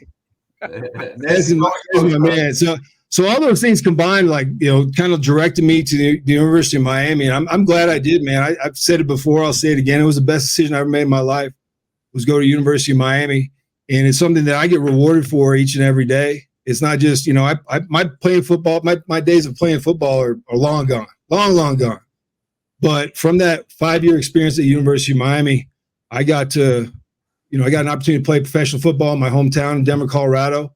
I was part of 2 world championship teams. I got to play football in front of my grandma, my mom, my dad, my brother, all these great things. And then after that, I get to continue my football experience at the university, kind of coming back and getting to know guys that I didn't, because it was so competitive, I didn't get an opportunity to really get to know guys and be a good friend or a good teammate to these guys until my playing days were over. And getting to be a part of the University of Miami Sports Hall of Fame and have a leadership position within that organization gave me an opportunity to get to know guys and kind of complete myself as a friend and a teammate and a Cane. So I'm ultra. I just can't express how grateful I am that I made that decision, the best decision I ever made, and I get rewarded for it. I continuously get rewarded for that decision each and every day of my life. But you didn't waste the day. I mean, I was dead serious what I said. This is year 44 for me at the U, and there is nobody that has ever played on that field that stands out to me more than you from the pure effort that you brought out there every single day. And to this day, I think they still show highlight tapes of you playing. Offensive. They show the offensive line as an example of the way you're supposed to play. I learned that from these. I learned that from these guys. I learned that from Lamar. Lamar Thomas was a highlight reel every day. He was a highlight reel every game. Come on, Lamar, you know that, right? We know that. Lamar tells us every show. I just loved it, man. It's true though. Like the showmanship and promoting yourself, and I think when you're young, man, you like focus on the things that like separate you and make you different. And then I think as you grow a little bit older and you get a little distance from it, and it's not like in front of you as much, you learn about the things that make you that bond you, that make you the same. And I think that's a big part of being at the University of Miami when you're young, when you're competing, man, you're focusing on being the very best at who you are as an individual. It's an individual sport geared to a team game, right? Mm-hmm. But I think as you get older, man, you find these things that, like, that experience, as incredible as it was and as different as it was, that experience bonds us for the rest of our lives. And I don't know, man, I know I got friends that went to, all across the country, went to different colleges, and they don't have what we got. They don't have what we got. They envy what we have. And I think a big part of it is, the competition on the field, and then that big, bad, beautiful city of Miami, man, that we all grew up in, and being able to survive it, both of it, to survive on the field, on and off. In Miami, it is.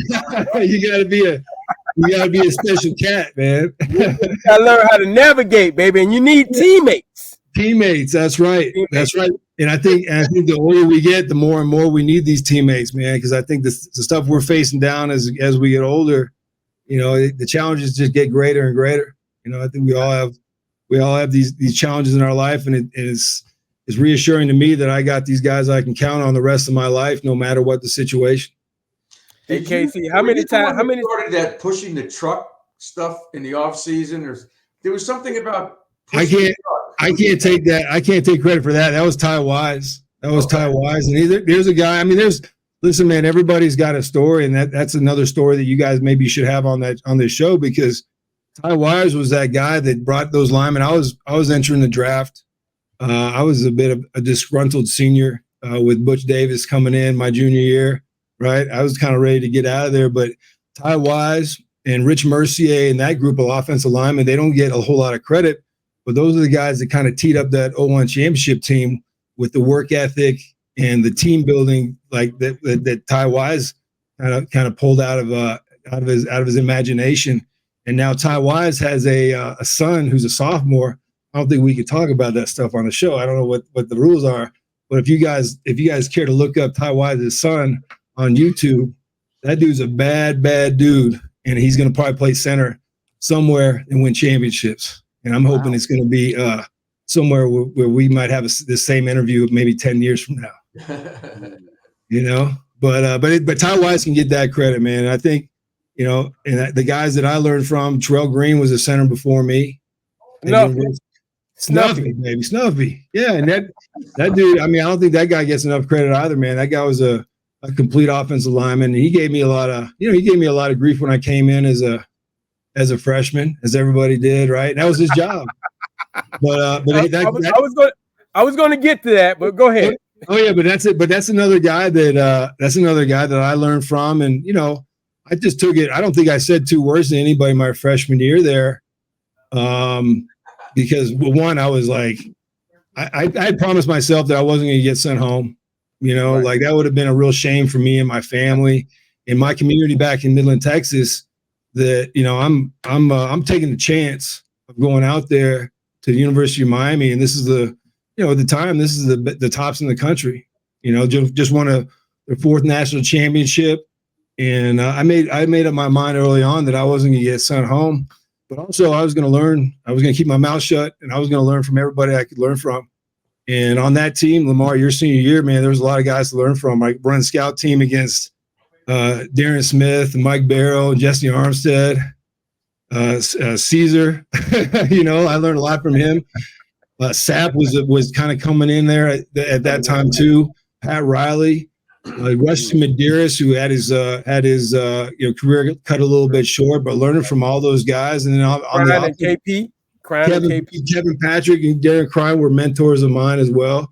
And then on the offensive side of the ball, LT, I mean, he certainly stood out as a leader. Our friend Gino Toretto is always the consummate leader, right? He's always going to be there. And then just watching those teams work. And the thing with that 92 team, man, there's only one football to throw. There's only one football, and there was a bunch of talent on the field that wanted that ball, baby. And I think it takes a special guy to be able to navigate that.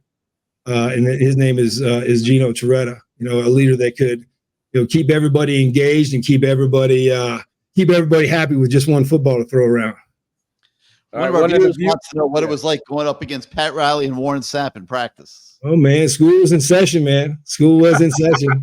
When I took all those all the things that I learned in high school in those one-on-one drills, like I found out that all my, eventually you find out like all your coaches are right. They may not be right about everything, but the things that they tell you, the fundamentals that they drill into you. I was running the same offense and same offensive systems and drills since I was in the 2nd grade in Midland. And all that stuff transferred day one to the University of Miami, right? Like staying in your cylinder, not getting too wide, not getting too extended, keep your hands inside, keeping your head out of stuff. And I just, and also being able to keep your head in these like pretty intense situations and also being able to match intensity. I think those are all things that I learned in high school that transferred very well. But I remember, Pat Riley, I figured out what his move was pretty easily, man. He was a big, long guy, and he'd try to catch an edge on you, and then he'd like slip in and try to do the Reggie White hump on you. And so I figured that one out pretty quick, right? But he's a great man. He was I think you got to learn against all different types of body types, and he's a specific type of body type that if you don't know how to block that type of guy, you're going to be in trouble all day. And he was a smart player too. And then with Sapp, man, it was like, I mean, I got 3 years. I got 3 years with Sapp. Yeah, I got 3 years with Sapp, man. And that was some of the best football I ever played. Was out on Green Tree Field, man. Sapp and I, and I got to learn how to block a little bit of, like when he was in a one technique. It's kind of like you're fighting in a phone booth, right? And it's all kind of like short steps. And so I learned from that. And then him in a 3 technique, man. Like I watched him. Watch him swing over guards to where if I'm on a slide, man, I got to slide all the way out to like the defensive end almost to get Sapp, man. He was out there fast, but I think I would never have been as good or whatever. I mean, whatever I had something special, and I wouldn't have been as special without facing that competition in practice every day in, day out. I stand by that. Like I wouldn't have been able to be, as like a special player at college or in the pros without those 2 guys. So I have a lot of gratitude towards both those guys. All you guys say that, Casey. They all say the same thing. The games were easier than the practices. I mean, they're different, right? But I think you had to have a mindset, or I did at least. I mean, I think, for some guys, games are, football's easy for some guys. And I never found a football that was ever easy for me. Like it was always pretty tough. But it was super intense every day at Miami, and you couldn't really let your guard down ever, right? You always had to bring your A game because, I mean, shit, man. I'm sorry, I shouldn't cuss. It's all right. Okay. This is the internet. I got you, but you shouldn't cuss. Just as a rule, right? But facing down Pat Riley and Warren Sapp, and then there was a guy named Ray Lewis that came in my redshirt freshman year. Right? That's football to me. It's like it happens when the lights are on, right? When there's 80,000 people in the Orange Bowl, right? But it happens when there's there's 4 or 5 guys at a scrimmage, watching the scrimmage, and it's just all ball. It's total competition, and you're giving your best, and I think that's what kind of develops your skill set, and also I think it kind of refines the team as well and sets new standards, and that's what I found when I went to University of Miami. They had an incredibly high standard for everything, and it wasn't just showing up for games and 80,000 people were there and you're gonna just roll in and win. Man, you got to work. You got to work in the off season. You got to work in spring ball. You got to work in camp, and then you got to work all week if you're gonna get it done. There was no entitlement we never felt like anything was ever handed to us, and we had to fight for everything we had. I got a question for you as a freshman, because I know I sit in that locker room some days and go, I don't know if I belong. I don't know if I can compete. Yeah, man. I don't know. But you said something earlier. Yeah. And you couldn't go home. I couldn't go home. No, man, not the shame, man. You got to figure it out. Yeah. So so many days, and I strived for the older guys to know who I want them to know. And you want to, you walk by me and I say, "What up, Casey?" You're like, "Oh shit." Yeah. And it was the same way for me as a freshman. I'm like, damn, they know me. So but it was those moments in that locker room where you sit there after a tough day and you say, I want to be here. I got to be here. I made this choice. I can't go home, but damn it. It's a challenge, man. It's a challenge that I don't think anything can really prepare you for. And I think you got to make up your mind really early. Right. And I made my mind up early and I knew I wasn't going to go home. I mean, I would have been known as one day they're going to build a statue for me in my hometown. One day. That's what I keep telling them. But if I had gone home, I would have been known as the guy that went to Miami and couldn't do it. Right. And I couldn't bear that. I couldn't bear that for me or my family. And I just made my mind up. And then at one point, I think it was that same day, man, when Mark Caesar told me, or he tried to kick me and we fought and there was a melee. The other part of that story is that we were lined up for gassers. And for some reason, man, I started giving Mark Caesar the stink eye, and Pat Riley, he sees me giving Mark Caesar the stink eye. So when we're done running gassers, we go in the locker room and I'm taking off my gear and someone comes up to me and says, "Hey, Pat Riley wants to talk to you," which is kind of already a funny story. Like that Pat Riley wants to talk to Casey Jones. Right. And so that's a great NBA 80s story. Yeah. So I get up and I walk over to Pat Riley and he says, "Hey, Rook, you going to lunch?" And I'm like, "Yeah, man, I'm going to lunch." He says, "I'm going to stab you at lunch." And hey, man, it's funny now. It wasn't funny then. I thought I was going to get stabbed at lunch, But you know what I said, man? I said, "I'll see you at lunch," because I had already made my mind up, man, that they were going to have to stab me. They were going to have to kill me and drag me out of that place, man. I was going to make my mark there. I'd already made up my mind, dude. I knew I was good enough to play at University of Miami. And no one was going to talk me out of it or stab me out of it or do anything that it was going to dissuade me from making an impact on that team. And I didn't know, as a freshman, you don't know where your career is going to take you, man. But I applied the same rules that I learned about football growing up in Midland, Texas, and I applied them to the University of Miami, and it worked. It worked. That West Texas brand of football worked. And then I opened up my eyes and my ears, and I listened. And I watched guys compete at practice on a daily basis. And I created, I think this is what's great about University of Miami too is, I created the player I wanted to be. There wasn't anybody, I think that everybody, Lamar, you may feel the same thing, man. There wasn't anybody like you before. There wasn't anybody like me before. And at the University of Miami, I think they allowed guys to be creative and try new things on the field and be different and have personalities. And I think that's something that Miami should pride themselves on, man, because it's I think anywhere else, I think you get kind of stuffed into a box or a mold. And at the University of Miami, you could be anybody you wanted to be. And I decided to be this crazy character named Casey Jones. Hey, Casey, just so you know, all those personalities turned into The Rock. He did. He got a little piece of everybody, didn't he? He got a little piece of everybody, man. God bless that. I swear the people's eyebrow was mine, though. But yeah, man, the elbow, right? The jabroni, all that stuff. God bless him, man. God bless him, man. God bless him. But I just, I think that that whole experience, man, I couldn't imagine it, having it anywhere else. I think anywhere else I would have been too small or too something. I would have been too something. Mm-hmm. And I would have been too, would have been fighting too much, or I would have been too loud, or I would have been too this, or I've been too small, or been too short. I would have been too something. But at University of Miami, too skinny. Yeah, I would have been too. I may have been too skinny. No, I'm talking about the king of the weight room. Like at the University of Miami, they allowed you to be yourself and have personalities and develop in the way that you saw fit.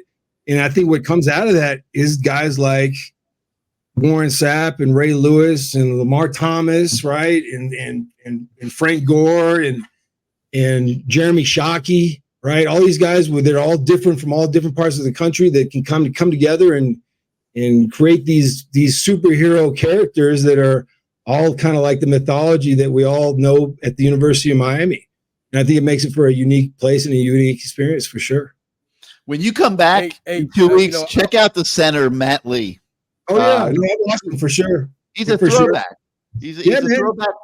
I'm not saying he was as good as you were, but he's the number one center in America right now by the Pro Football Focus grades, and he reminded me he's like a little bit of a throwback to you. Well, that's a great compliment for me, man. I like the way he plays, and I think he's very aware. I think the guy is probably, he's like kind of a pro playing on a college team right now. He kind of reminds me of that, and I think at that position, you got to have a guy that kind of anchors that line and is aware and knows the offense in and out, and they can kind of direct traffic and help guys out, because it's football's tough, man.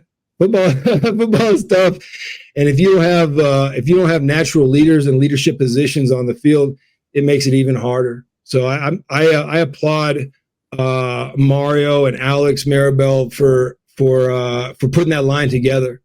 I think that's something that has been missing at University of Miami is you gotta. I think, and this is my bias as being an offensive lineman, but I've always felt that you need to build an offense from the inside out. And no offense to skill guys or anything like that, but you got to be able to protect your quarterback, and you got to be able to run the ball. I think those are the two fundamentals that I think sometimes have been missing in Miami's offense in the past. And it's refreshing to me to see that happening now. And I know by no means is this a finished product. I think everybody kind of gets excited with Mario and in this season. I think if you kind of take a step back from it, and I can say this because I live in Colorado now, so I'm not inundated by all the information that you guys are on a daily basis. So I can kind of see the trees and the forest, and I feel they're kind of like ahead of schedule right now. And I think that I can see them putting a team together, and also I see some personalities emerging on both sides of the ball, guys that are standouts, and that's something that we probably haven't seen in years past. So I'm excited. I'm excited on the direction the program's going, and I'm excited every time I come back and watch Canes football. KC, this offensive line have played 8 games. Yep. They had never played it down together until the first game of this season. So it's quite remarkable. Yeah. I'll knock on wood, but we haven't had anybody go down that we really need. But you're a lineman. Talk to us about how hard it is to gel like that in only a few games. I think it's tough in every room, but I think especially in the offensive line, because so much is expected of you, and as an offensive lineman, you're expected to know, what your group is doing around you. Especially at center, you got to know what both guards and tackles are doing. Maybe on the as a tackle, you can get away with knowing what the guard and the tackle or the tight end and the guard beside you are doing. But I think when I see college football players now, I find them to be far more advanced and more mature than probably we were during that time. You know, I think they may not be as hard nosed. It's a different game. It's not a head forward game anymore, but I think they're much more aware. And I think that the coaching has changed a little bit from this like kind of gladiator mentality to being able to work better together, to find those things that your commonalities, and it makes for better teamwork. It makes for better group play. So, you know, it is outstanding that these kids can kind of gel together in one season. But I also think that's probably part of the system that Mario brings from his experience at Oregon and Alabama and all the things that he's learned. And also, I think that Alex Mirabal is an outstanding offensive line coach. And I think his tenacity and his personality and the way he challenges his players brings those guys together, and also sets a standard and accountability that probably these guys have never experienced in their life. And I think that's what you see on Saturdays, is these guys being accountable to each other and playing as a team. Wow. I tell you this, man, I would love to bring you back sometime, because you had some great stories tonight, and there's still some stuff I want to touch on. Yeah. I want to touch on the Putsch days, you know, and all these things. But I got to touch on this point right here. Yes, sir. I was looking you up. I didn't realize you took my ring in Super Bowl 33? 33? Were you with the Falcons? I was with the Dolphins. Oh, yeah. Well, yeah, we took everybody's ring that year. We took everybody's ring that year. That was, and dude, listen, man. I just went back. It was the 25th anniversary for the Super Bowl 33 team here in Denver this last year. And I kid you not, man. Mike Shanahan got up there. I can send you the slides. He did a PowerPoint presentation of how that team's the best team in the history of the NFL. And I buy it, dude. I buy it completely and totally, because of the teams we faced in the playoffs that year. We beat Dan Marino's best team with the Dolphins, with his best defense ever. They were the number one scoring defense in the NFL. And you ran through us like water. We ain't tackled TD yet. No, he still scored a couple touchdowns after the game. And then we beat Vinny Testaverde best Jets team that year also. And then it was a bit of a disappointment when Atlanta beat the Vikings up. I think Morgan Anderson missed a kick, right? That was Randy Moss, and then and Randall Cunningham. Was Cunningham? It was Cunningham. Yeah, I think so. And that was their best team too. But shit, man, we would have beat them too, man. Nobody was going to beat us that year. So well, you know what? What really? I apologize, Lamar, but I'm not sorry. KC, you know what really pissed me off was when we beat you down here on the Monday night, where I had the 3 touchdowns. Yep. Your man Shannon Sharp said, "Don't worry about it. We're gonna be dressing in y'all locker room Super Bowl." Oh man. Oh man. It hurt me so bad he said that. Yeah, man, he had something. I mean, that game too, man. I remember that game, man. I remember coming down here, and I had a lot of people come to that game, and that was the Dan Marino show that night, man. The LT show. That was amazing, dude. But it was we felt at that point we were kind of a team of destiny, and it doesn't, there's no excuses for flopping on Monday night, but that Shanahan, man, he was maniacal in his planning, and he realized heading into that game that we were going to face you guys, and we were going to face you guys in a cold weather situation, maybe later in the playoffs. And we didn't show too much that game. I think we ran out of the shotgun pretty much the whole game that game. And I heard that you guys didn't even practice. You practiced at hats. We practiced full pads with Jimmy, and we were out of gas when we got out there. Yeah, man. That I learned so much, man. I didn't both everywhere I went, man. When I played football at a high standard in high school at Midland Lee, played at a super high standard with the University of Miami. Then I went to Denver, man. They had a high standard as well. And we understood the who, what, and the why of what of the game plans. And I think probably like one of the more like intellectually advanced, teams as far as understanding the why of what we're doing game plan wise on offense and on defense. So we can kind of when we got to the game, we kind of understood situational football probably a little bit more, but we did not beat each other up. We didn't. It wasn't the Jimmy Johnson way. We would run full pads. We would run our 9-on-7. We'd have probably 10, 15 plays of 9-on-7, which is inside run. So we'd bang a little bit. And then we would run a period of 1-on-1s in pads. 7-on-7 would be in pads, right? So you get that kind of the intensity, right? It's all, I think, practicing preparation is all about, can you mimic the intensity of a game, but also have the volume and being prepared, right? Being prepared for game time situations. And I've never seen anybody do it better than Mike Shanahan. And I think that's probably why he'll end up being a Hall of Fame coach one of these days. But we were always prepared. You know, our goal every year wasn't to win it was to get to the playoffs. You know, it wasn't to win the division. It wasn't to beat Kansas City or a rival or any of that stuff. It was to get to the playoffs because we knew in any type of situation, whether we were a wild card or a first seed, if we got to the playoffs, we're going to win that Super Bowl. And that was the attitude we took those 2 years, 97 and 98. Mm-hmm. So, Lamar, again, man, I apologize. That's all right, brother. But I'm not sorry. Hell, I'm still looking for the oxygen mask out there, man. We couldn't breathe out there. Different ball, man. I enjoyed it. Going back to, I look back on my football career as a dream come true, man. I got pictures of me taking my first steps in Broncos gear and having the opportunity to play where I played in Midland, Texas. And then, Ed Ogeron of all people found me in Midland, Texas. My mom had the foresight or whatever to know that, like, not too many schools outside of the region recruited Midland, Texas. And so my mom would take my game film on the VHS tapes and she'd send them out. And every time that she would send out a tape, somebody would call me with a scholarship offer. And Ed Ogeron called me in my home, in my kitchen. He offered me a scholarship and kind of the rest is kind of history, right? But he was the guy that came out and I think kind of made, I realized that I may have had something special if University of Miami's coming out to recruit me in Midland, Texas, right?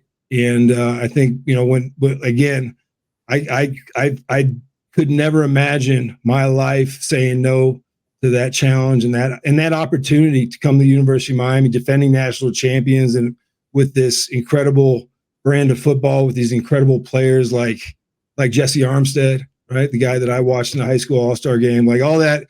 I just think I consider it all kind of a dream come true, to be honest with you, to be able to have this kind of football experience that I've had and to be able to continue it. It doesn't just stop now. Like I come back and I see these guys and I get to know guys every time. I'm getting to know you now, Lamar Thomas. I'm getting to know these guys that I've gotten an opportunity to get to know. And shit, man, it's been 30 years. Right? It's been 30 years and hopefully 30 or 40 more. Right? That's right.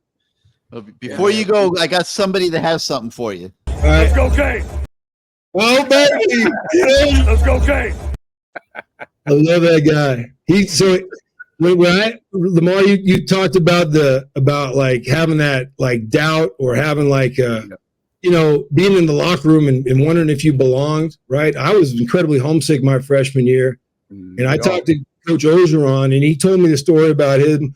He went to LSU, and it was like 20 miles away, and he was incredibly homesick. And he left like his first or second week, and he said it was the biggest mistake, his biggest regret of his life.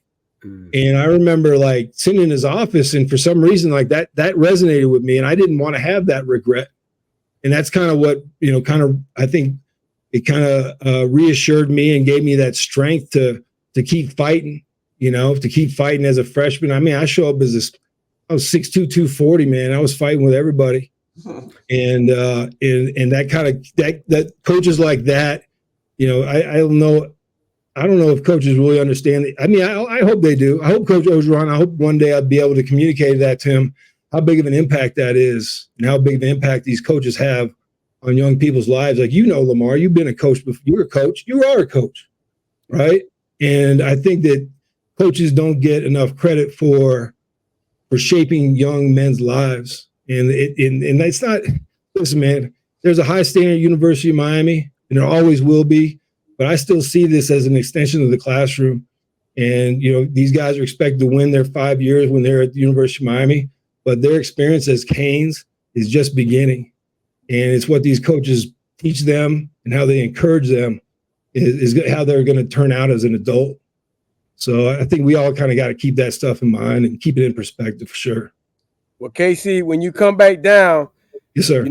If you go to South Beach, you'll run into Ed Ogeron because he got 17 million and he feeling good. Big house and pina coladas. Big house and pina coladas.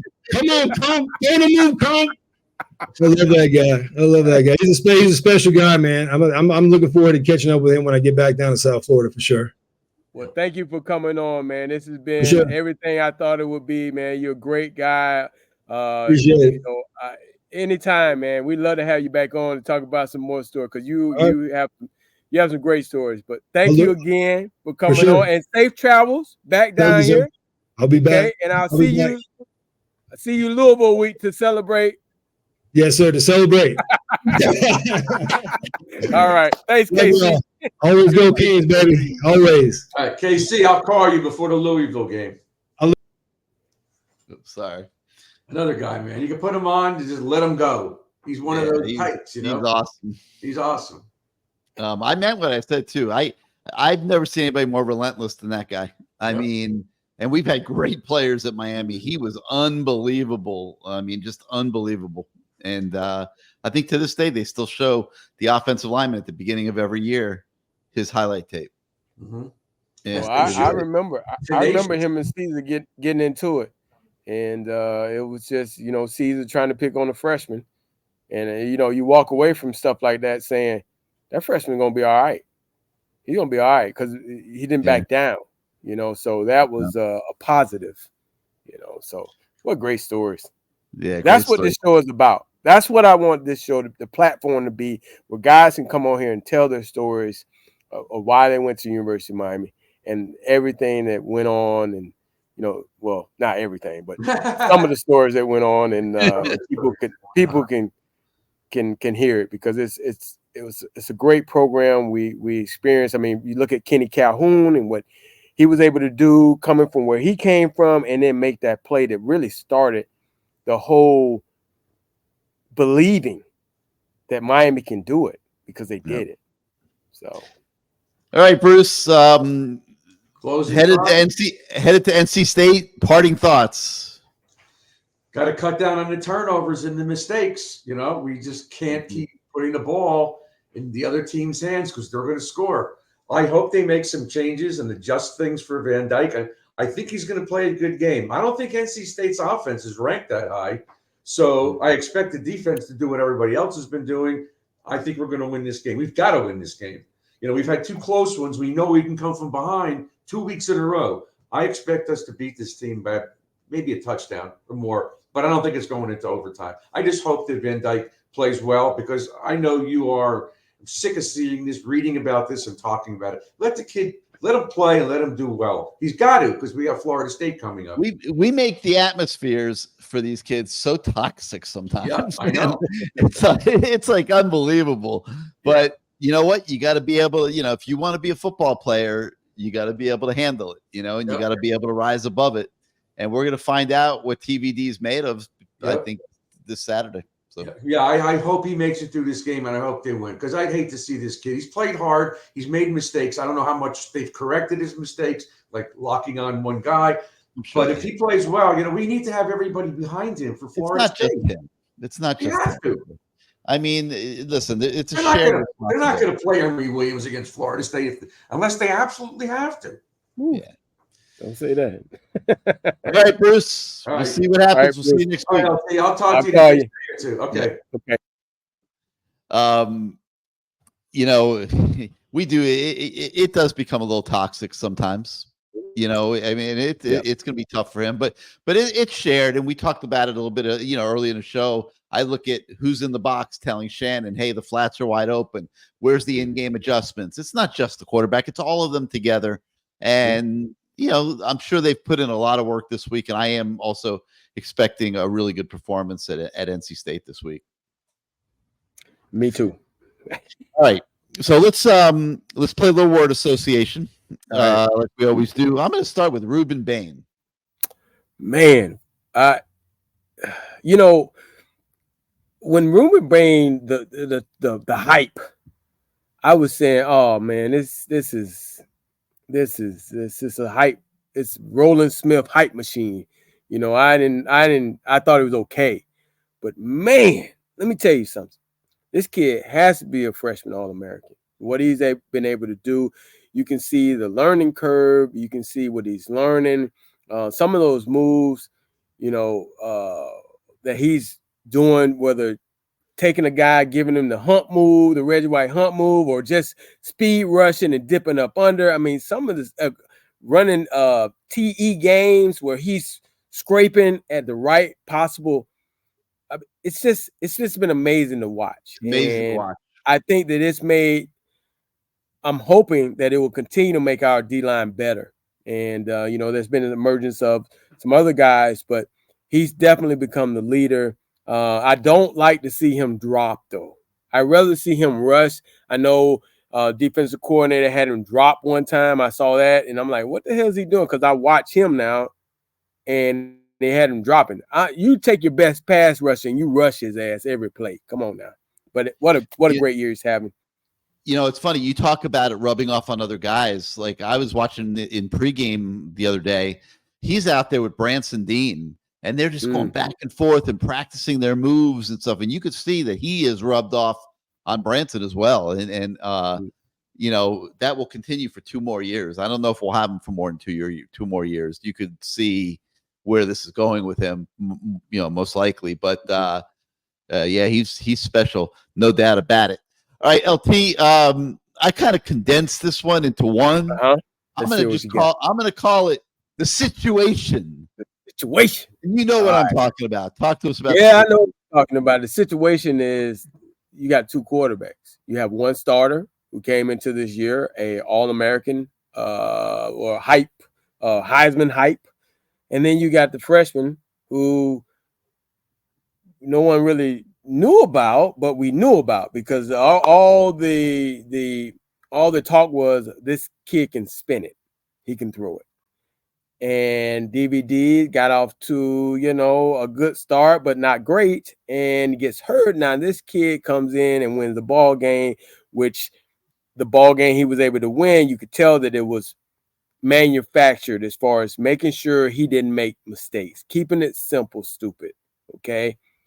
He plays well for for the offense was. Now, do we have a quarterback controversy? I don't think so, because you still got your starter out there. You want him to play well. You're going to make sure he has all the confidence. But in the back of your mind, if anything were to happen to this kid where he's going through a funk or he gets hurt, you feel good because you have a guy behind him that can come in and you can manufacture and manage the game with a game plan. So I don't think it's a situation, or it is a situation, but I don't think it's for us as fans make more of it than what Mario and that coaching staff is making of, because they already know who their guy is, and all they want him to do is continue to be more consistent. And on top of that, if your defense continues to play well and you have these weapons that are emerging, and we'd love to see a tight end once or twice catch some balls, but you have these guys emerging, it should help him. Look, we got at NC State on a Saturday night at 8 o'clock. You got at Florida State. If you win this week, that's going to probably be Saturday night at 8 o'clock.